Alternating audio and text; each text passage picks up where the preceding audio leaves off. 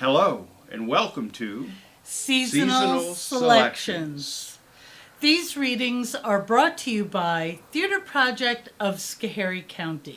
The following readings will be about that transitional time of the year between the sunny, warm, barefoot days of summer and the dark, quiet, frosty days of winter. We refer to this season as autumn, fall, and sometimes the holiday season. Although some of the readings may be about one or more of the holidays, others just remind us of the uniqueness of the season. So we hope you enjoy the program and the readings, and thank you for watching and listening.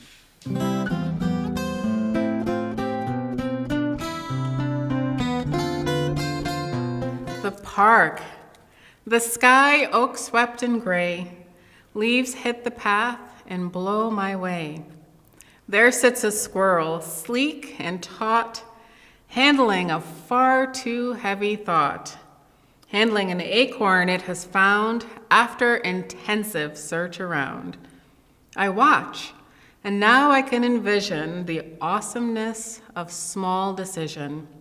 The nut-sweet cupful at its nose, lifted like chalice in two paws.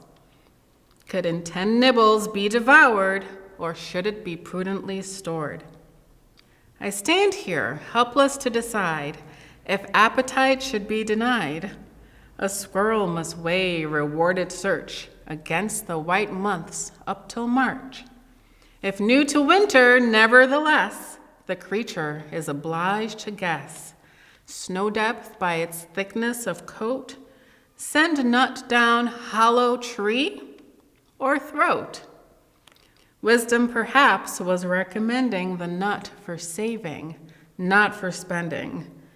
The squirrel decided it was not and ate the acorn on the spot.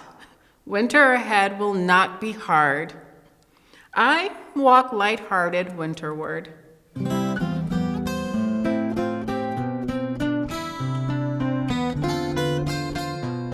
"Come, little leaves," said the wind one day. "Come over the meadows with me and play.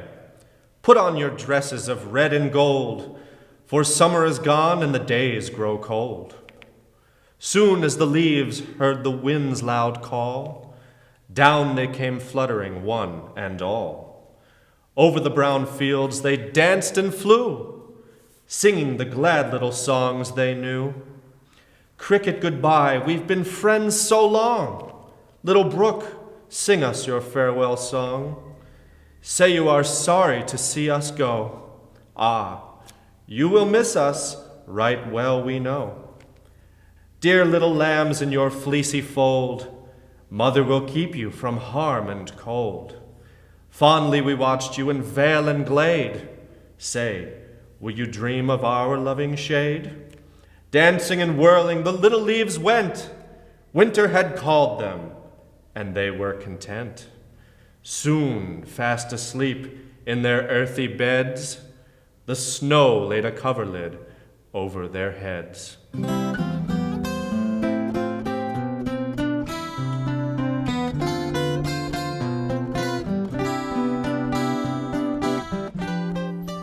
Dear Editor, I'm 8 years old.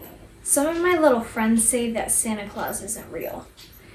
My dad says, if it's in the sun, it's so. Please tell me the truth. Is there a Santa Claus? Virginia, your little friends are wrong. They have been affected by the skepticism of a skeptical age. They do not believe except they see. They think that nothing can be which is not comprehensible by their little minds. All minds, Virginia, whether they be men's or children's, are little. In this great universe of ours, man is a mere insect, an ant, in his intellect, as compared with the boundless world about him, as measured by the intelligence capable of grasping the whole truth and knowledge. Yes, Virginia, there is a Santa Claus. He exists as certainly as love and generosity and devotion exist, and you know that they abound and give to your life its highest beauty and joy. Alas, how dreary would be the world if there were no Santa Claus. It would be dreary as if there were no Virginias. There would be no childlike faith then, no poetry, no romance to make tolerable this existence. We should have no enjoyment except in sense and sight. The eternal light in which childhood fills the world would be extinguished. Not believe in Santa Claus? You might as well not believe in fairies. You might get your papa to hire men to watch all the chimneys on Christmas Eve to catch Santa Claus. But even if they did not see Santa Claus coming down, what would that prove? Nobody sees Santa Claus, but that is no sign that there is no Santa Claus. The most real things in the world are those that neither children nor men can see. Do you ever see fairies dancing on the lawn? Of course not. But that's no proof that they are not there. Nobody can conceive or imagine all the wonders there are unseen and unseeable in the world. You may tear apart the baby's rattle and see what makes a noise inside, but there is a veil covering the unseen world, which not the strongest man nor even the united strength of all the strongest men that ever lived could tear apart. Only faith, fancy, poetry, love, romance can push aside that curtain and view and picture the supernatural beauty and glory beyond. Is it all real? Ah, Virginia. In all this world, there is nothing else real and abiding. No Santa Claus? Thank God. He lives, and he lives forever. 1,000 years from now, Virginia, nay, 10 times 10,000 years from now, he will continue to make glad the heart of childhood.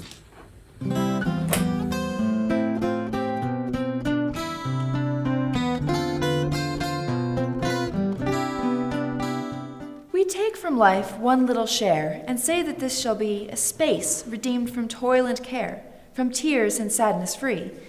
And haply death unstrings his bow, and sorrow stands apart, and for a little while we know the sunshine of the heart. Existence seems a summer eve, warm, soft, and full of peace. Our free, unfettered feelings give the soul its full release. A moment then it takes the power to call up thoughts that throw around that charmed and hallowed hour this life's divinest glow.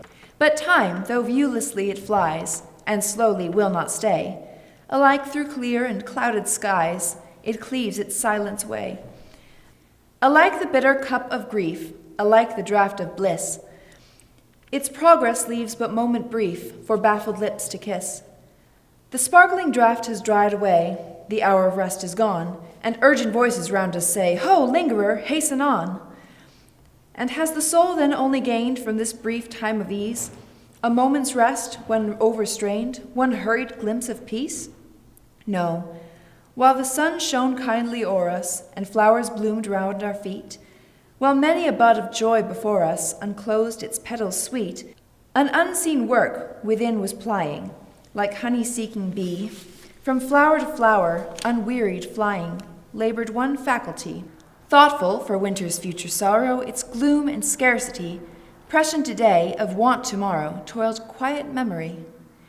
'Tis she that from each transient pleasure extracts a lasting good.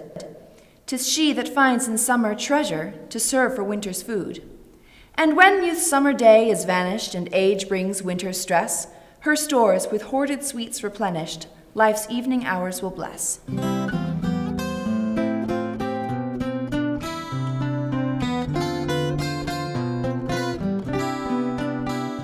The setting is the Second Temple in Jerusalem, 160 BCE. The Maccabees have just retaken Judea after defeating the mighty armies of Antiochus IV. Well, we did it. We Maccabees beat back the evil Antiochus. We stood up to his armies, and poof, they were gone. Poof! It took 8 years. Don't start with me. I've been at war for years. I'm tired. I'm hungry, and my sciatica is acting up something fierce. I'm just glad we can finally get back into the temple. Praying in a dirty tent all these years has been just awful. Let me just get this door open. Opens the door to the temple. Oy vey! What is it? Did the Greeks put up those tacky Zeus statues of theirs? Or that homewrecker, Aphrodite? No, this is much worse. Look! Oh no! This looks like that time we left the kids alone for the weekend. They ruined our temple. The benches are broken. The walls are cracked. And look, is that a red wine stain on the carpet? That's never gonna come out. What a pigsty! I beg your pardon?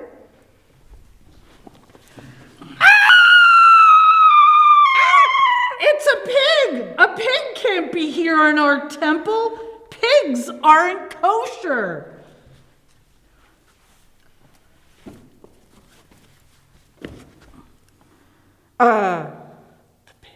The pig is talking, and you're worried that he's not kosher? It's a demon. Quick, slay him with your sword. The Maccabees wield their swords the Maccabees wield their swords and lunge toward Seymour. I'm pretty sure that's not necessary. Stop talking! Stop talking! You're not supposed to talk, pig! Actually, my name's Seymour. And so what if I'm not supposed to talk? I'm not supposed to be lying on the altar of a Jewish temple either. But the Greeks brought me here to sacrifice me. So why are you still alive? How do I know? I'm a pig.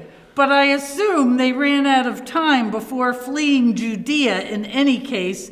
Here I am, alive and well. And you're making friends with a pig now?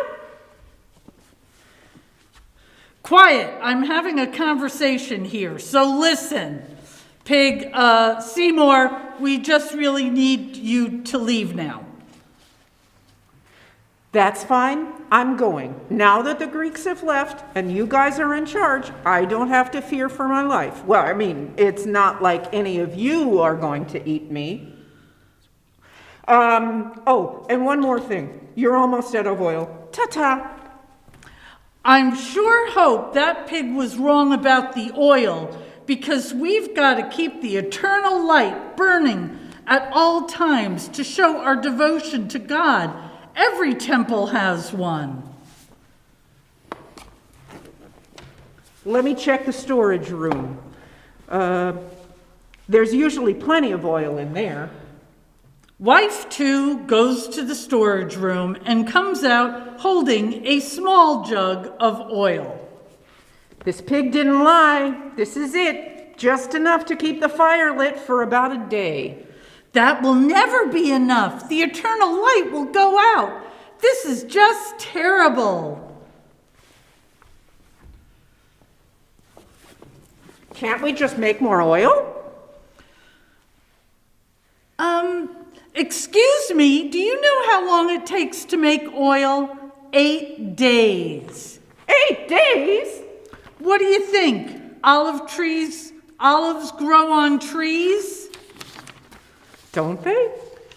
Well, yeah, but first you have to pick the olives, then you have to press the olives, then the oil needs to sit before you keep a flame burning. It's an 8-day process. What can I tell you? What are we going to do? Don't fret too much. You've been at war for 8 years. I don't want you should worry yourself over olive oil. That's right. Let's go home and try to get some sleep. At least we have enough oil for the flames to burn through the night. Okay, tomorrow we can come back and clean up the mess. The next morning, they all came back to the temple with mops and buckets. I'm not looking forward to this. I can't remember the last time I had to clean up such a mess. Yeah, that's because you've never cleaned a thing in your life. Look, the eternal light, it's still burning. That's weird. It's been over 8 hours since we We're here. Shouldn't that oil have burned out by now? Hey, look, don't look a gift horse in the mouth. I'm not a horse. I'm a pig. Seymour!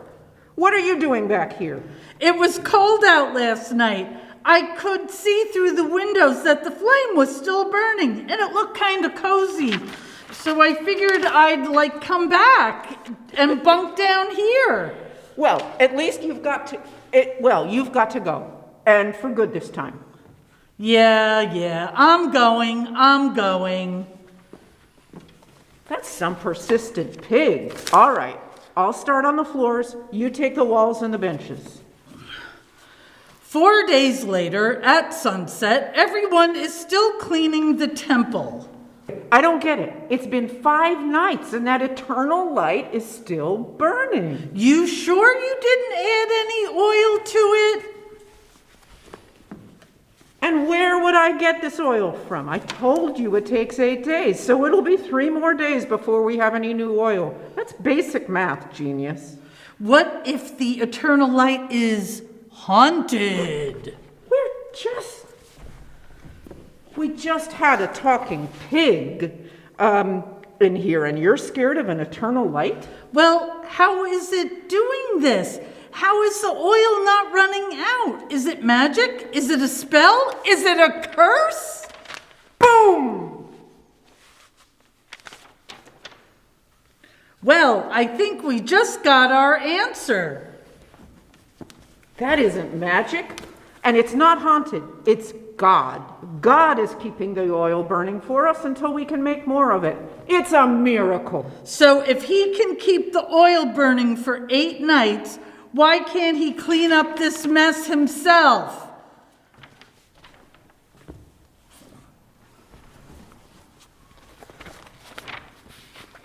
Because we can do that ourselves. What we can't do is keep 1 night's worth of oil burning for 8 nights. Well, it's only been 5 nights. Talk to me in 3 days from now, and then I'll tell you whether it's a miracle or not.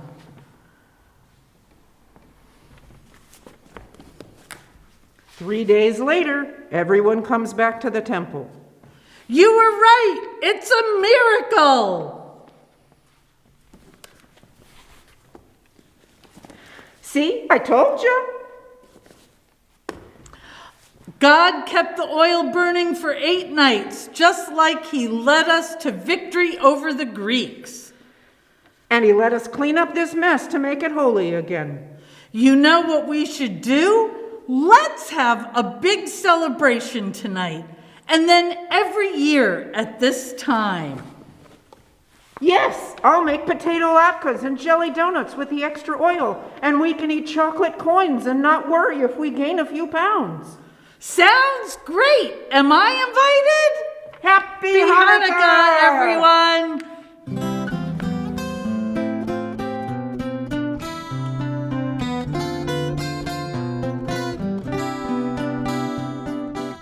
When I see birches bend to left and right across the lines of straighter, darker trees, I like to think some boy's been swinging them. But swinging doesn't bend them down to stay as ice storms do. Often you must have seen them, loaded with ice a sunny winter morning after a rain. They click upon themselves as the breeze rises and turn many-colored as the stir cracks and crazes their enamel. Soon the sun's warmth makes them shed crystal shells, shattering and avalanching on the snow crust, such heaps of broken glass to sweep away you'd think the inner dome of heaven had fallen. They're dragged to the withered bracken by the load, and they seem not to break, though once they are bowed, so low for long, they never right themselves. You may see their trunks arching in the woods years afterwards, trailing their leaves on the ground, like girls on hands and knees that throw their hair before them over their heads to dry in the sun. But I was going to say, when Truth broke in with all her matter-of-fact about the ice storm, I should prefer to have some boy bend them. As he went out and in to fetch the cows, some boy too far from town to learn baseball, whose only play was what he found himself, summer or winter, and could play alone. One by one, he subdued his father's trees by riding them down over and over again until he took the stiffness out of them. Not one hung limp, not one was left for him to conquer. He learned all there was to learn about not launching out too soon and so not carrying the tree away clear to the ground. He always kept his poise to the top branches, climbing carefully with the same pains you use to fill a cup up to the brim and even above the brim. Then he flung outward, feet first with a swish, kicking his way down through the air to the ground. So was I once myself a swinger of birches, and so I dream of going back to be. It's when I'm weary of considerations and life is too much like a pathless wood where your face burns and tickles with cobwebs broken across it, and one eye is weeping from a twig's having lashed across it open. I'd like to get away from earth a while and then maybe come back to it and begin over. May no fate willfully misunderstand me and half grant what I wish and snatch me away not to return. Earth's the right place for love. I don't know where it's likely to go better. I'd like to go by climbing a birch tree and climb black branches up a snow-white trunk toward heaven till the tree could bear no more but dipped its top and sent me down again. That would be good, both going and coming back. One could do worse than be a swinger of birches.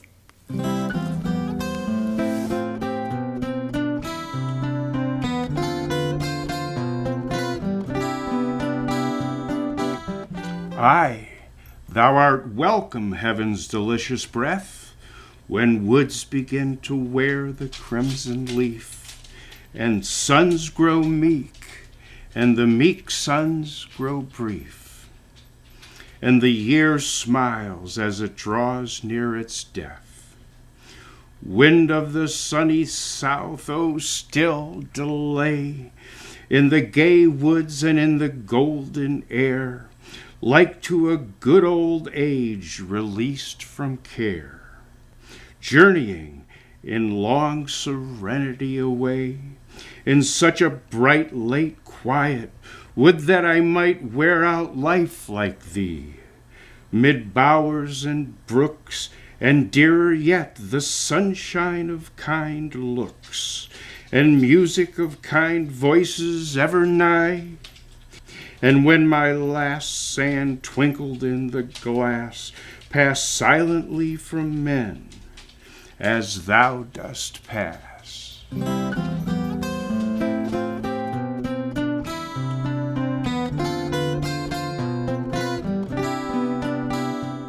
Gone hath the spring with all its flowers, and gone the summer's pomp and show, and autumn in its leafless bowers is waiting for the winter's snow.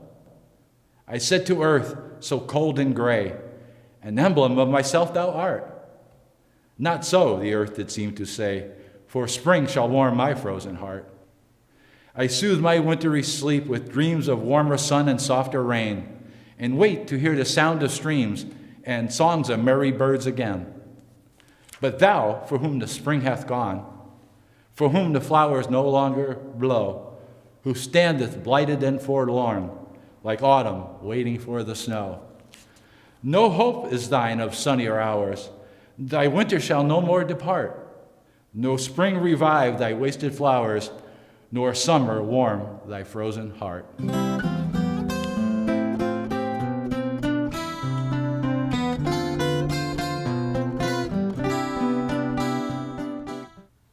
$1.87. That was all.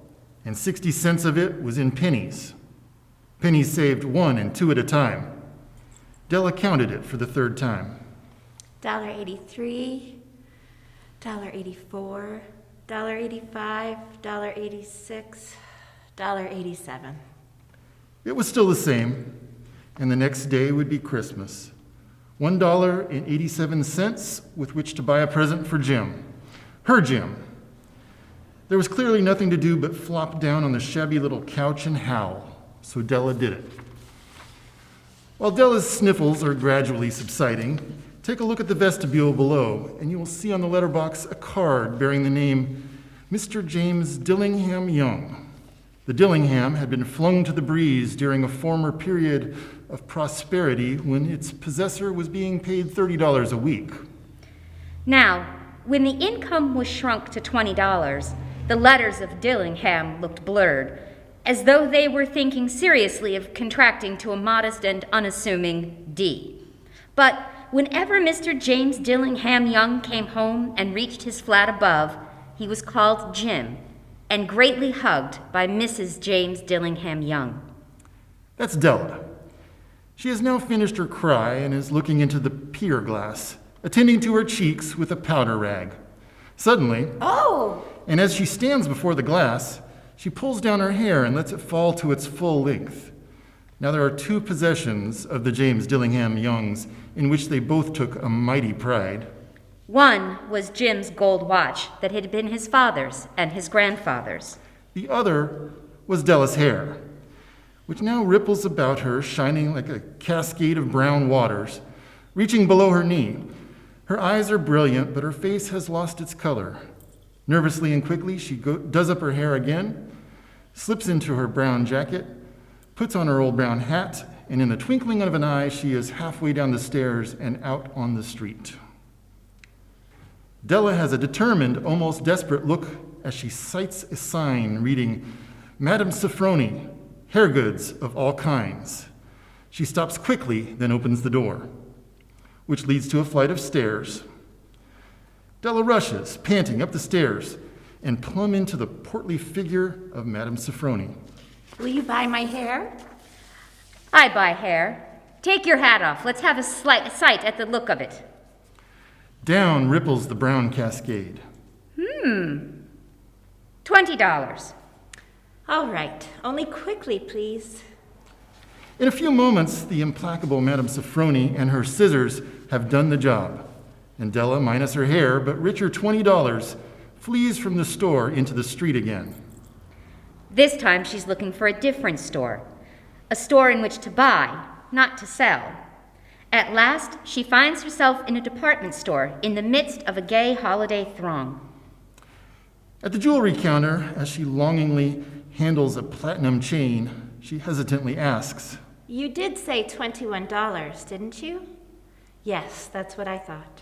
This is it. This is the present just made for Jim and no one else. There's no other like it in any of the stores. She knows, for she turned all of them inside out. It's a platinum fob chain, simple and chaste in design. Della has her mind made up. I'll take it. With the chain wrapped in a holiday box and clutched in her eager hand, Della finds herself out again in the street. But this time she is in such a rosy glow, she hardly notices the other last-minute shoppers hurrying by. The street trio playing Christmas carols. The old gentleman who tries to sell her a holly wreath. It seems but seconds until she is back in the little furnished flat again. There's a sudden shock as the pier glass confronts her, this time accusingly. Now comes the moment of reckoning as she gazes with dismay at the short ends of her hair. The rosy glow gives way to prudence and reason. Out comes the curling iron, on with the gas jet, as she sets to work repairing the ravages made by generosity and love. In 40 minutes, she finishes with the last curl lying tiny and close to her head, making her look wonderfully like a truant schoolboy. But to Della, gazing critically at herself in the pier glass, the result is anything but wonderful. If Jim doesn't kill me first, he'll say I look like a Coney Island chorus girl. But no more time for reflections, physical or mental. It's nearly 7, and Jim is never late. She sits nervously, waiting for Jim. Now she hears his steps on the stair, way down on the first flight.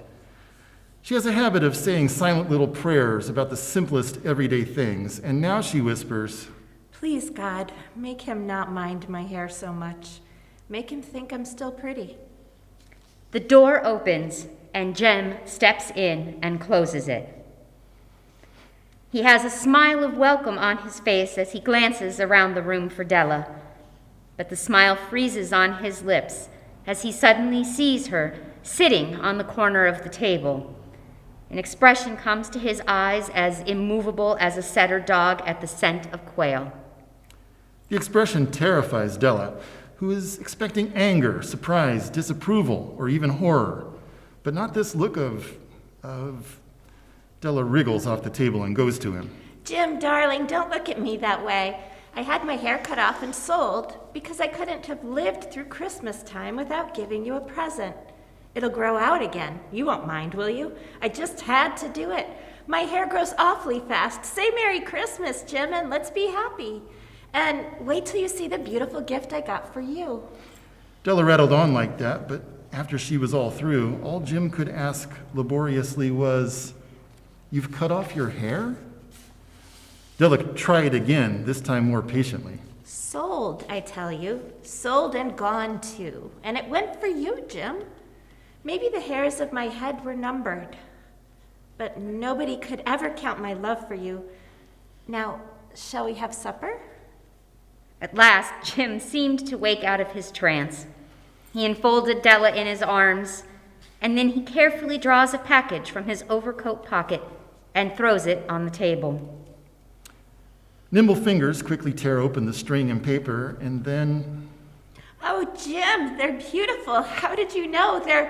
They're what I've always wanted. Oh, no, my hair. Oh, Jim, how can I wear them? There they lay, the combs, the set Della had worshipped for so long in an exclusive shop window. Pure tortoise shell with jeweled rims, just the shade to wear in the beautiful and vanished hair. They were expensive combs, Della knew, and her heart had craved and yearned over them without the least hope of possession. And now Della hugs them to her and looks up at Jim with dim eyes and a smile. My hair grows so fast, Jim. Then Della puts the combs down carefully, lovingly, and even more radiantly prepares to show Jim his gift. She holds it out to him eagerly on outstretched palm. The dull, precious metal gleams and glows, entirely satisfied with its own value. Isn't it a beauty, Jim?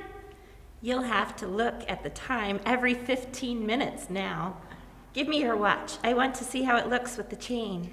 For answer, Jim sits down suddenly on the couch. Del, he says, let's put our Christmas presents away and keep them a while. I sold the watch to get the money to buy your combs. And now, how about supper? The Magi, as you know, were wise men who brought gifts to the babe in the manger. They invented the art of giving Christmas presents.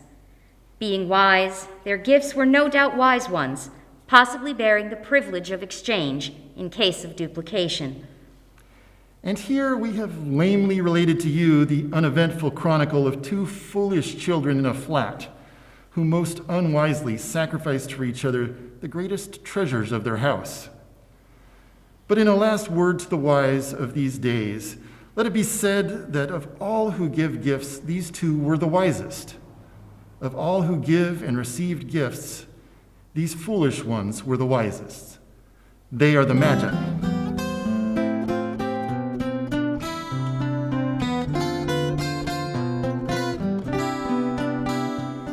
The first song I'm going to share mentions Demeter, the Greek goddess of the harvest, and her sadness about losing her daughter Persephone every autumn. The story goes that Demeter made the fields rich with grain, vegetables, with herbs and fruits, and her daughter Persephone grew up to be a very beautiful woman and caught the eye of Hades, god of the underworld. Hades was unsuccessful in courting Persephone, and so he abducted her, hoping to win her heart in the underworld. However, she refused to eat any food in the underworld, knowing that this would mean she accepted Hades as her mate. She eventually, however, became so hungry that she ate 6 pomegranate seeds from a pomegranate that Hades had placed near her, and so her fate was sealed. When Demeter, her mother, learned that her beloved daughter would never return to her, she appealed to Zeus, the king of all the gods, who was also Persephone's father, for her return. Zeus ruled that Persephone was married to Hades fair and square. Then Demeter went on strike, and the fields were barren, and the people became hungry. And because of this, the gods no longer received their offerings that they were accustomed to. And then Zeus gave it another thought. He decided that since Persephone had only eaten 6 pomegranate seeds, that she would only have to spend 6 months of the year in the underworld with Hades, and she could return to her mother for the other 6 months of the year. And so the winter came to be, and the crops die every autumn when Persephone returns to the underworld and Demeter mourns her loss once again. Autumn time, red leaves fall, while the weeping sky looks over all. Demeter sadly walks the land, the dying grasses in her hand. Once upon a time, a little leaf was heard to sigh and cry, as leaves often do when a gentle wind is about. And the twig said, "What is the matter, little leaf?" And the leaf said, "The wind just told me that one day it would pull me off and throw me down to die on the ground." The twig told it to the branch on which it grew, and the branch told it to the tree. And when the tree heard it, it rustled all over and sent back word to the leaf, "Do not be afraid, hold on tightly, and you shall not go until you want to." And so the leaf stopped sighing, but went on nestling and singing. Every time the tree shook itself and stirred up all its leaves, the branches shook themselves, and the little twig shook itself, and the little leaf danced up and down merrily, as if nothing could ever pull it off. And so it grew all summer long, until October. And when the bright days of autumn came, the little leaf saw all the leaves around becoming very beautiful. Some were yellow, and some scarlet, and some striped with both colors. Then it asked the tree what that meant. And the tree said, "All these leaves are getting ready to fly away, and they have put on these beautiful colors because of joy." Then the little leaf began to want to go too, and grew very beautiful in thinking of it. And when it was very gay in color, it saw that the branches of the tree had no bright color in them. And so the leaf said, "Oh, branches, why are you lead-colored and we golden?" "We must keep on our work clothes," said the branch, "for our work is not done. But your clothes are for holiday because your tasks are over." And just then, a little puff of wind came, and the leaf let go, without thinking of it. And the wind took it up and turned it over, and it whirled like a spark of fire in the air. And then it dropped gently down under the edge of the fence among hundreds of leaves and fell into a dream. And it never waked up to tell what it dreamed about. Fly, fly, fly, the leaves are leaving the branch, cold are the winds, winter is coming. Fly, fly, fly, the leaves are leaving the branch, cold are the winds, winter is coming. Thank you.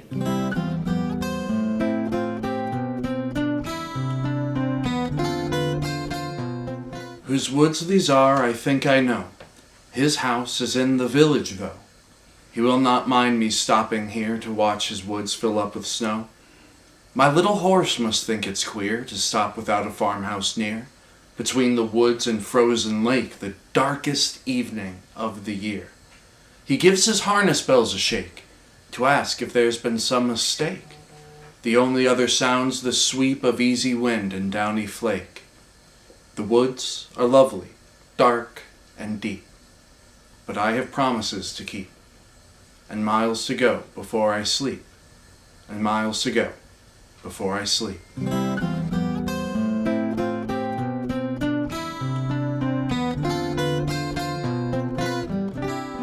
Henrietta and Roland and Frank were spending the holidays at grandmother's, and among the many gifts for the children was a book full of pictures for Henrietta. Her brown head was bent over it very earnestly for at least 10 minutes before she exclaimed, "Bringing in the Yule log? What does that mean, Grandmother?" Grandmother replied, "It was an ancient custom to have a log cut from the largest tree in the park on the last day of the Christmas holidays. Then, on Christmas Eve the next year, it was dragged in and placed in the immense fireplace.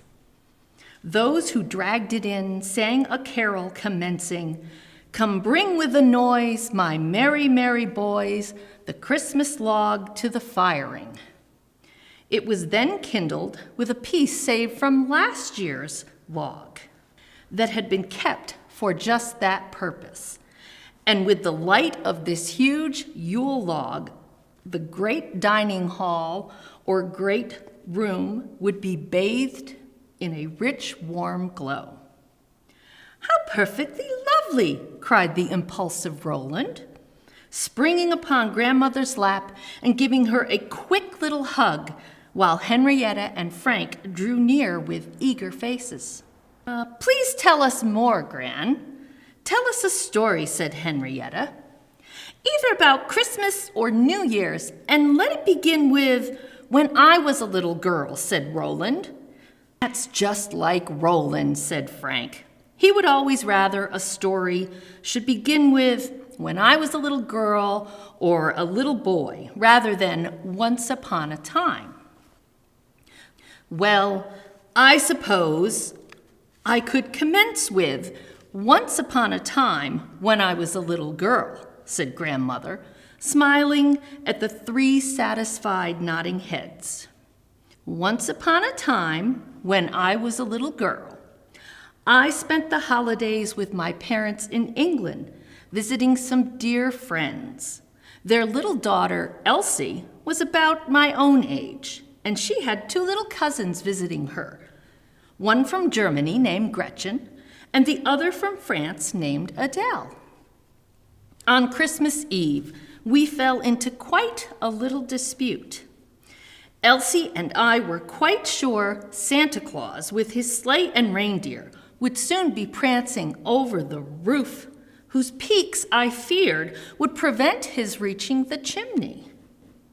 Gretchen said St. Nicholas was the one who brought gifts, and he rode upon a white horse, carrying a basket on one arm filled with toys for good children, and holding in his hand a bundle of switches for the naughty, disobedient ones.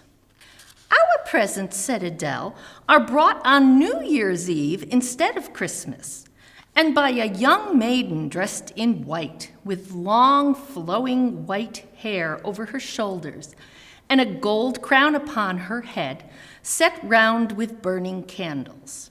In one hand she holds herself a bell, and in the other a basket of sweetmeats. We decided finally that we must not quarrel for fear the bundle of switches might be left for us. So Elsie, Adele, and I hung up our stockings, and Gretchen knelt before the fireplace and held out her little apron, begging St. Nick to let fall a pretty gift. Then she polished her little shoes and filled them with oats for St. Nick's white horse and set them in front of the fireplace. While we were thus engaged, we heard the blowing of a horn. Hark, said Elsie, there are the mummers. She ran to the window, and we followed, wondering and a little frightened. But we only saw in the moonlight 6 human figures in costumes. Elsie told us the mummers went from house to house on Christmas Eve, and wherever admitted, they give a kind of a dramatic performance. Elsie's father invited them in and gave the best that his hospitable board afforded, as was the custom of the times. Were the oats all gone from Gretchen's shoes? Interrupted Roland, whose mind had been dwelling more on this part of the story than upon the mummers. Yes, when the Christmas bells rang out their silvery chimes on Christmas morning, we jumped up and ran downstairs to find the little shoes filled with toys and sweetmeats. And our stockings were so full, they had lost the shape of stockings. After breakfast, we were invited into a room wreathed in evergreen and smelling sweet and fresh and wholesome, where a beautiful Christmas tree met our astonished eyes. It had all been done so quietly that we knew nothing of it. After breakfast, the good misses of the house sent out generous rations of beef and bread to the poor, and asked each of us to share our gifts with less favored children. that we too might know the blessedness of giving as well as receiving. I wonder if you know, my dears, that our Christmas tree originated in Germany and our Christmas stocking in Belgium, while the Merry Christmas and Happy New Year is the Old English greeting shouted from window to street and street to window. It is a beautiful custom, wherever originated, of laying down old animosities with the old year and beginning the new year with goodwill to all men. And when the bells ring out the old year and ring in the new, grandmother hopes her children will correct their little faults and ask the good Father to help you overcome them before they become so strong that they will overcome you. Now, as you have had a Merry, Merry Christmas, may you also have a Happy New Year as well.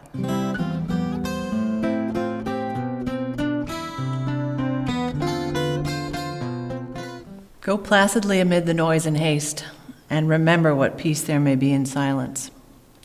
As far as possible, without surrender, be on good terms with all persons. Speak your truth quietly and clearly, and listen to others, even the dull and ignorant. They too have their story. Avoid loud and aggressive persons. They are vexations to the spirit. If you compare yourself with others, you may become vain and bitter, for always there will be greater and lesser persons than yourself. Enjoy your aspirations as well as your plans. Keep interested in your own career, however humble. It is a real possession in the changing fortunes of time. Exercise caution in your business affairs, for the world is full of trickery. But let this not blind you to the virtue that there is. Many persons strive for high ideals, and everywhere life is full of heroism. Be yourself. Especially do not feign affection, neither be cynical about love. For in the face of all aridity and disenchantment, it is as perennial as the grass. Take kindly the counsel of the years, gracefully surrendering the things of youth. Nurture strength of spirit to shield you in sudden misfortune, but do not distress yourself with dark imaginings. Many fears are born of fatigue and loneliness. Behind a wholesome discipline, be gentle with yourself. You are a child of the universe, no less than the trees and the stars. You have a right to be here. And whether it is clear to you, no doubt the universe is unfolding as it should. Therefore, be at peace with God, whatever you perceive him to be. And whatever your labors and aspirations, in the noisy confusion of life, keep peace with your soul. With all its sham, drudgery, and broken dreams, it is still a beautiful world. Be cheerful. Strive to be happy.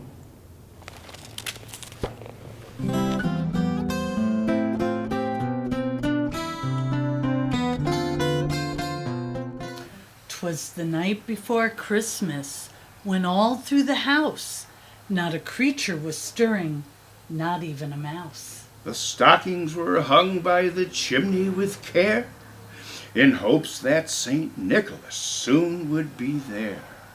The children were nestled all snug in their beds, while visions of sugar plums danced in their heads. And Mama in her kerchief and I in my cap had just settled our brains for a long winter's nap. When out on the lawn there rose such a clatter, I sprang from my bed to see what was the matter. Away to the window I flew like a flash, tore open the shutters and threw up the sash. The moon on the breast of the new-fallen snow gave a luster of midday to objects below. When what to my wandering eyes did appear but a miniature sleigh and a tiny reindeer, with a little old driver so lively and quick, I knew in a moment he must be Saint Nick. More rapid than eagles his coursers did came, And he whistled and shouted and called them by name. Now Dasher, now Dancer, now Prancer and Vixen. On Comet, on Cupid, on Donner and Blitzen. To the top of the porch, to the top of the wall. Now dash away, dash away, dash away all.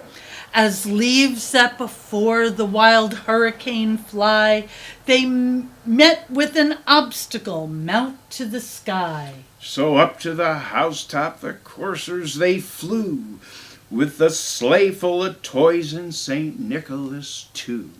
And then in a twinkling I heard on the roof the pawing and prancing of each little hoof. As I drew in my head and was turning around, down the chimney St. Nicholas came with a bound. He was dressed all in fur from his head to his foot, and his clothes were all tarnished with ashes and soot. A bundle of toys he had flung on his back, and he looked like a peddler just opening his pack. His eyes, how they twinkled, his dimples, how merry. His cheeks were like roses, his nose like a cherry. His droll little mouth was drawn up like a bow, and the beard on his chin was as white as the snow. The stump of his pipe he held tight in his teeth, and the smoke, it encircled his head like a wreath.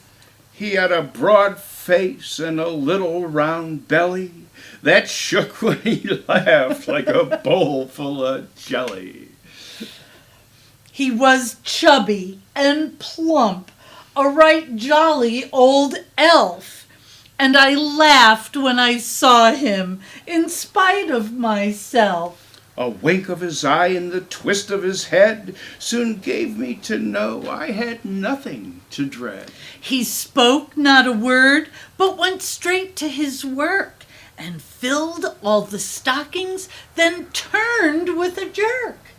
And laying his finger aside of his nose, and giving a nod up the chimney he rose. He sprang to his sleigh, to his team gave a whistle, and away they all flew like the down on a thistle.